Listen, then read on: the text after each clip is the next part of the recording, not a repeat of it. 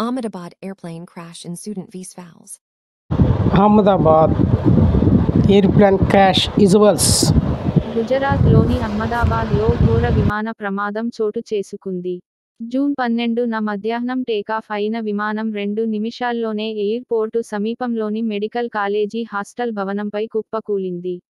విమానంలో 169 మంది భారతీయులు, 52 మంది బ్రిటన్ దేశస్థులు ఉన్నారు. అలాగే, గుజరాత్ మాజీ సీఎం విజయ్ రూపానీ సహా అనేక మంది ఈ విమానంలో ఉన్నారు. ప్రమాదంలో విమానంలో ఉన్న 241 మంది చనిపోయారని ఎయిరిండియా ప్రకటించింది. ఎయిరిండియాకు చెందిన విమానం గుజరాత్లోని అహ్మదాబాద్లో కూలిపోయింది. విమానం టేకాఫ్ అయిన కొద్దిసేపటికే ఈ దుర్ఘటన చోటు చేసుకుంది. ఎయిరిండియా బోయింగ్ ఏ171 విమానం అహ్మదాబాద్ నుంచి 242 మంది ప్రయాణికులతో లండన్కు బయలుదేరింది. ఈ ప్రమాదంలో విమానంలోని 242 మందిలో 241 మంది చనిపోగా, ఒక్కడు ప్రాణాలతో బయటపడ్డాడు.